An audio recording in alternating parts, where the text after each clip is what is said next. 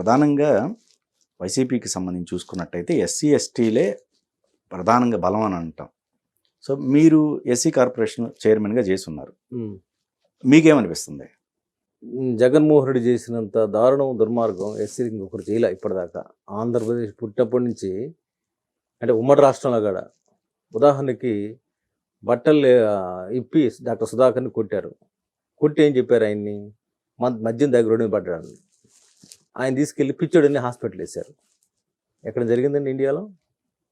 ఒక డాక్టర్ని, క్వాలిఫైడ్ డాక్టర్ని, ఉద్యోగం చేసేవాడిని పిచ్చోడిని మెంటల్ హాస్పిటల్ వేస్తారండి? What is indication? అసలు లోపల ఏం ట్రీట్మెంట్ ఇస్తారంటే ఎవడీ తెలియదు. అంటే ఎస్సీలు అనేది లెక్కలేంతనమా? అంటే మాస్క్ అడిగినందుకు ఆయన పిచ్చోడిని ముద్రేస్తారండి? సస్పెండ్ చేశారు. అంతటి చాలక ఆయన తాగిపోతున్న ప్రచారం చేసి కనీసం ఆయన ఇంటికి పోయి పరామర్శించారా? ఈ ముఖ్యమంత్రి కావచ్చు, హోంమంత్రి కావచ్చు, ఎవరైనా పరామర్శించారండి? ఏందంత దారుణం? మాస్క్ పెట్టుకోలేదని కిరణ్ని చంపేశారు పోలీసులు. ఆ కుటుంబాన్ని సీఎం పరామర్శించారా? పాలెమ్మర్లో చచ్చిపోయిన వాళ్ళ కోసం పోయాడు కదా, ఇక్కడ ఎందుకు పోలేదు? పోని తాజాగా సుబ్రహ్మణ్యం డ్రైవర్ని నేను కొట్టి చంపానని చెప్పని ఆడ అనంతరం అంటే అతను పక్కన పెట్టుకుంటాడండి? ఛార్జ్షీట్ ఇవ్వకుండా ఎందుకు దూరంగా పెట్టాడు చాలా కాలం?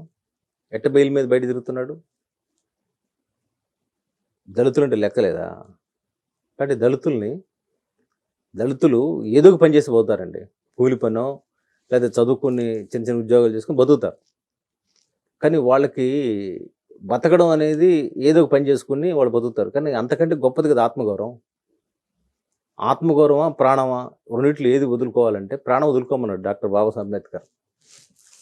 ఆత్మగౌరవం పోయిన తర్వాత మనిషి బతికినోడు చచ్చినా ఒకటి.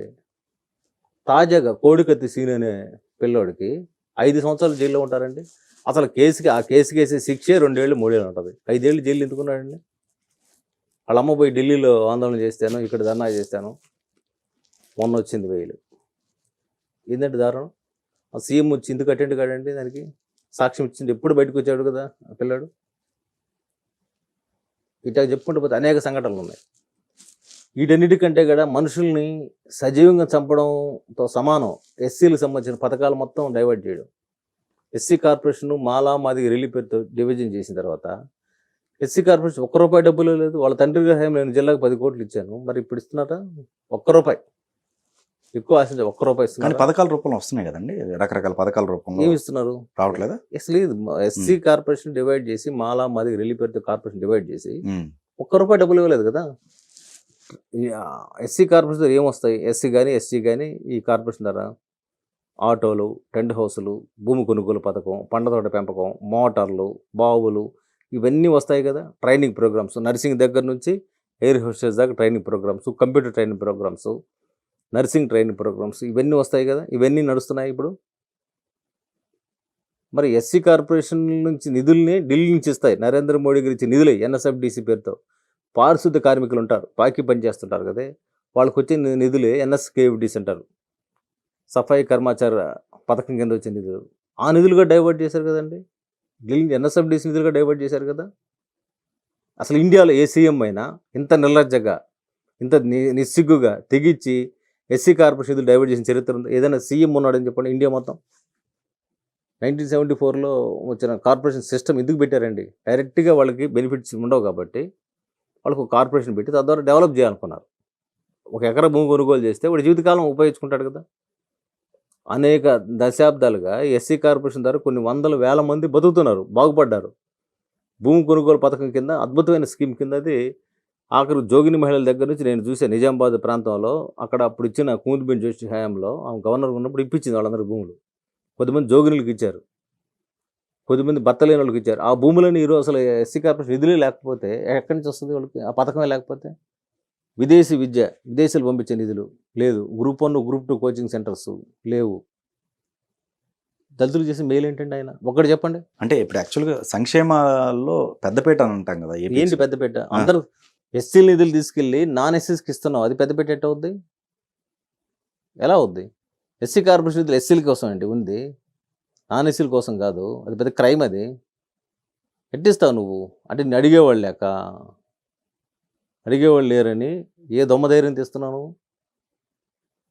అసలు అక్కడ ఉండే ఎస్సీ ఎమ్మెల్యేలు కానీ ఎంపీలు కానీ వాళ్ళకి అసలు ఆత్మాభిమానం ఉందండి? ఇప్పుడు తాజాగా వాళ్ళ నియోజకవర్గాలు మారుస్తున్నాడు. ఎట్ట మారుస్తారండి నియోజకవర్గాలు? ఈయన పోతాడా పులివెందులు దాటి జమల్మడిలో పోటీ చేస్తాడా? నీకు మాత్రం అక్కడ పేరు బంధం కావాలా? అక్కడ ఉండే ఆదిమూలపు సురేష్కు, నాగార్జునకి లేదా ఇంకొకరికి అవసరం లేదండి. వాళ్ళ 5 ఏళ్ళు వాళ్ళ నియోజకవర్గంలో చేసిన పని మీదనే కదా వాళ్ళు ప్రమోషన్ అవుతారు. వాళ్ళకి సంబంధం లేకుండా ఇక్కడ పనికిరాని చెత్త ఇంకో దగ్గర బంగారం అయిపోద్దా? నువ్వు చెత్తని కదా ఇంకో దగ్గర పంపిస్తున్నావు. ఇక్కడ తడి చెత్త అక్కడ పొడి చెత్త వద్దా? ఏంది ఇది? ఏం లాజిక్? చదువుకున్న వాళ్ళే కదా, ఐఏఎస్ క్యాడర్లో పనిచేసిన వాళ్ళు, ప్రొఫెసర్ క్యాడర్లో పనిచేసిన వాళ్ళు, వాళ్ళ చదువుల్లో అందులో సగం ఉందో లేదో నాకు తెలియదు. మరి వాళ్ళని తీసుకెళ్ళి ఇంకో దగ్గర పెట్టాలి ఆంతర్యం ఏంటండి? అంటే తప్పు మీరు చేసి వాళ్ళకి నెగిటివ్ ఉంది, నెగిటివ్ పబ్లిసిటీ ఉందని చెప్పి ఆ ప్యాకులు ఈ ప్యాకులు మొత్తం పథకాలు ఈయనే కదా. వాళ్ళు అసలు ఒక ఎమ్మెల్యే ఏం చేస్తాడండి? ఏం చేశాడు చెప్పండి? ఒక ఎమ్మెల్యే ఒక రోడ్డు వేసే పరిస్థితి ఉందా? ఒక ఎమ్మెల్యే ఒక రుణం ఇప్పించే పరిస్థితి ఉందా? ఈయన అనాలిసిస్ చేయండి. ఒక ఎమ్మెల్యే ఒకప్పుడు ఎమ్మెల్యే చెప్తే ఎస్సీ కార్పొరేషన్ లోన్లో, బ్యాంక్ లింకేజ్ లోన్లో వచ్చాయి, లేదా ఒక ఊర్లో రోడ్డు వచ్చేది, ఎవరికైనా వస్తే ఆదుకోవడానికి అవకాశం ఉండేది, ఎమ్మెల్యే గ్రాంట్స్ ఉండేవి. ఈ ఎమ్మెల్యే ఏం చేస్తాడు? ఏమి లేదు, మొత్తం నువ్వు బటన్ నొక్కేసుకొని అన్ని పథకాలు డైరెక్ట్గా నువ్వు తాడేపల్లి నుంచి నువ్వు ట్యూన్ చేస్తూ వీళ్ళనైతే బలిపస్తు చేస్తావు అంటే ఓడిపోయానండి. ప్రజాస్వామ్యం మేము భారతీయ జనతా పార్టీ అనేక దశాబ్దాలు ఓడిపోతూ ఉంది. మేము పార్టీ మూసేసామా?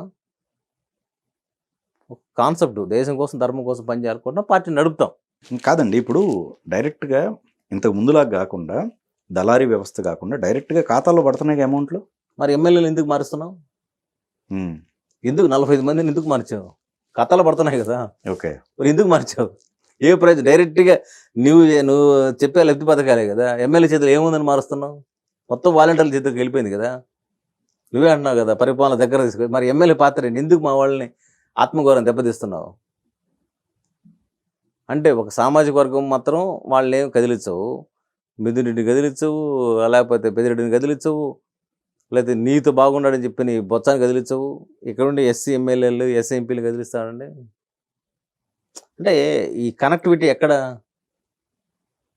ఏంది? ఆయన తీసుకొచ్చిన పథకం కూడా చెప్పండి చూద్దాం మీరు. పథకాలు ఇప్పుడు మేజర్గా చూసుకుంటే నవరత్నాలు ఉన్నాయి కదండి. ఒక రత్నం రాలిపోయింది, మద్యంది, సంపూర్ణ మద్య నిషేధం అన్నాడు, చేసాడా? ఇంకేముంది చెప్పండి? విడతల వారీగా అన్నారు, అదే పోయింది కదా. ఇంకెక్కడ ఉంది రత్నం? రైతులకు సంబంధించి మేము ఇచ్చే డబ్బులు 6,000, ఈయన ఎక్కడ ఇస్తున్నాడు? 17,500 ఇవ్వాలి ఆయన. మొత్తం ఇదిగాక ఆయన కమిట్ అయింది, ఇస్తున్నాడా? ఆ రత్నం ఏమైంది? లేదు. అమ్మఒడి 2 కన్నాడు, ఒకరికి పరిమితం చేశాడు, అందులో కూడా మళ్ళీ 2,000 కోత.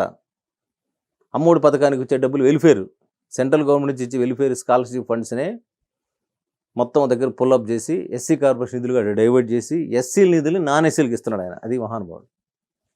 ఎస్సీ కార్పొరేషన్కి ఇచ్చే 100 కోట్ల డబ్బుల్ని నాన్ ఎస్సీలకు ఇస్తున్నావు. అదెట్టా నీకు న్యాయం చేసినాడు అవుతావు? ఎస్సీలకి ఎకరా భూమి కొనుగోలు పథకమో, లేకపోతే పంట తోట పెంపకమో, లేకపోతే ఒక ట్రైనింగ్ ప్రోగ్రామో, ఒక ఆటోనో ఇన్నోవా ఇస్తే వాళ్ళకి ఉపయోగపడుతుంది. అమ్మ ఓడిస్తే వాళ్ళకి ఎట్ట ఉపయోగపడుతుంది? ఆ తండ్రికి ఎట్ట ఉపయోగపడుతుంది? ఆటో వాడు బయట బాడుకు తీసుకుని 200, 300 ఆటో ఇవ్వు, వాడు బతుకుతాడు. ఇన్నోవా కారు ఇవ్వు, బతుకుతాడు. ఎక్కడ మేలు చేసినావు నువ్వు? ఇప్పుడు ఆటో వాళ్ళకి అమౌంట్ పడుతుంది, ఆటో వాళ్ళకి సంబంధించి అసలు ఆటో ఓనర్ కావాలి కదా.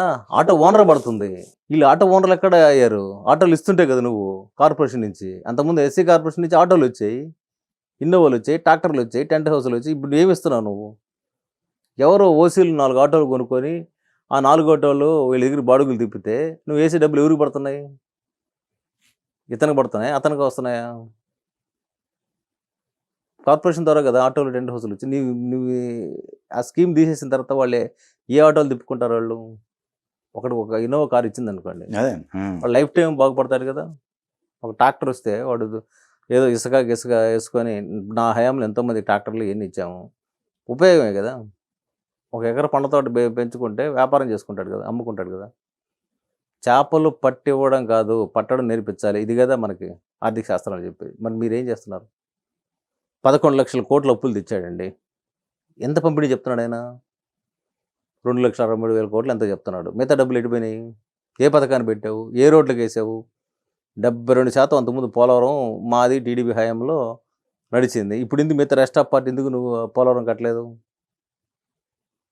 ఎందుకు ఆపేశారు? విశాఖ రైల్వే జోన్ 52 ఎకరాలు ఇవ్వలేదు అని చెప్పి సాక్షాత్తు సంబంధిత మంత్రి పార్లమెంట్ చెప్పాడు. మరి ఎందుకు ఇవ్వలేదు? 52 ఎకరాలు ఎందుకు ఇవ్వలేదు? విశాఖ స్టీల్ ప్లాంట్ కాపాడింది బీజేపీ. మా రాష్ట్ర అధ్యక్షుడు సోము వీర్రాజు గారు దాన్ని కాపాడడం కోసం ఢిల్లీలో మాట్లాడారు. తర్వాత మా సుజనా చౌదరి గారు దానికి ఇస్తే నష్టమే కానీ సేల్కని ఇవ్వండి అని చెప్పారు. మా మేడం మాట్లాడింది. మీరందరూ ఇక్కడ చేస్తే విధి పోరాటం చేయొచ్చు, నేను పోరాటం తప్పు పట్టను, కానీ దాన్ని ఆపడం కోసం శతదా ప్రయత్నం చేశాం కదా. ఈరోజు అమ్ముడు పోలేదు కదా, అది నష్టపోతుంది. దానికి ప్రత్యామ్నాయ మార్గాలు కావాలని కోరుకుంటున్నాం మేము, నష్టపోకుండా కాపాడాం కదా.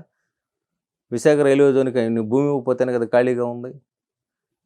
4 ఇండస్ట్రియల్ కారిడార్స్ ఇచ్చాం. అమరావతి రాజధానికి 35 ఎకరాలకి జంగిల్ క్లియరెన్స్ ఇచ్చాం. 3,500 కోట్లు అమరావతి రాజధానికి ఇచ్చాం. ఇవి కాకుండా మేము సెంట్రల్ గవర్నమెంట్ నేరుగా ఉజలా పథకం కింద ఫ్రీ గ్యాస్ ఇచ్చాం. ఆయుష్మాన్ భావ కింద 5 లక్షల రూపాయలు ఇండియా మొత్తం ఎక్కడైనా మనం వాడుకోవడానికి హెల్త్ కార్డు ఇచ్చాం. 25 లక్షలు ఇల్లు ఇచ్చాం. భారతదేశంలో ఏ రాష్ట్రం ఇవ్వనన్న ఇల్లు ఇచ్చాం. 25 లక్షలు ఇల్లు ఇచ్చాం.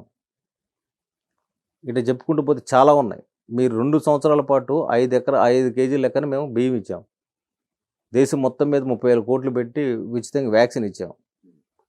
ఇన్ని పథకాలు ప్రవేశపెట్టి గ్రామీణ వికాస యోజన కింద రోడ్లు ఇచ్చాం. ఇప్పటికి అంగన్వాడీ వాళ్ళకి పౌష్టికాహారం ఎన్ని ఇచ్చేది కేంద్రం ఇచ్చేది.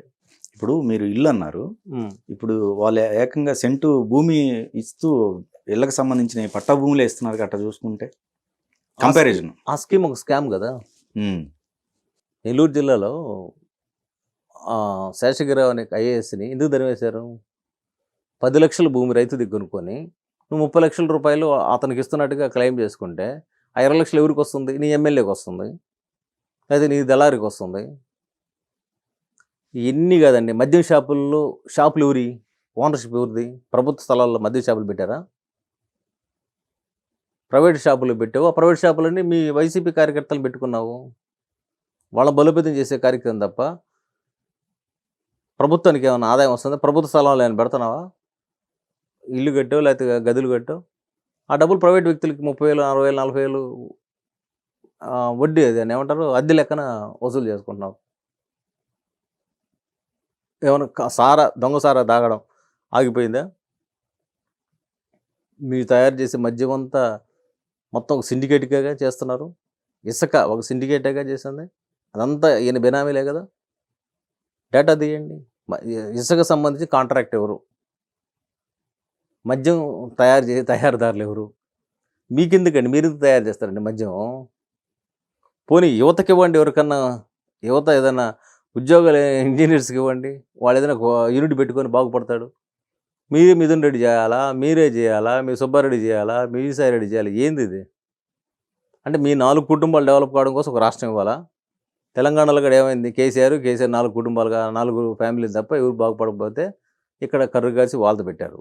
ఇక జీవితకాలంలో కేసీఆర్ సీఎం గాడు, ఆ పార్టీ గాడు రాదు, క్లియర్. ఆంధ్రప్రదేశ్లో అదే పరిస్థితి, అదే ముఖ చిత్రం. నువ్వు నీ చుట్టూ 4 డబ్బు సంపాదించుకోవడం తప్ప మిగతా వాళ్ళు ఏమన్నా ఒక ఎస్సీకి ఒక చిన్న ప్రాజెక్ట్ ఏమైనా వచ్చిందండి చెప్పండి? పోనీ వాళ్ళ నాన్న తీసుకొచ్చిన ఇండస్ట్రీ పాలసీ యాజ్ ఏ చైర్మన్గా తీసుకొచ్చారు. అప్పట్లో ఏమైనా ఇండస్ట్రియలిస్టులు ఎంతమంది చేశాడు ఆయన? ఓకే. పోనీ మా పథకం ఉంది, స్టాండప్ ఇండియా కింద ఒక ఎస్సీ, ఒక ఎస్టీ, జనరల్ ఉమెన్కి ₹1 కోటి వితౌట్ సెక్యూరిటీ స్కీమ్ ఉంది. దాన్ని ఏమైనా ఇంప్లిమెంట్ చేశారు మీరు? ఇట్లాగా రౌండ్ అప్ చేసి అన్ని బ్యాంక్స్ని కూర్చోబెట్టి దళిత ఔత్సాహిక పారిశ్రామికవేత్తలని తయారు చేశారా? వితౌట్ సెక్యూరిటీ కదా, మ్యాచింగ్ గ్రాంట్ కూడా ఇవ్వాల్సిన అవసరం లేదు. ఇంప్లిమెంటేషన్ చేయాల్సింది ఎవరు? స్టేట్ యాజ్ యూనిట్గా చేయాలి.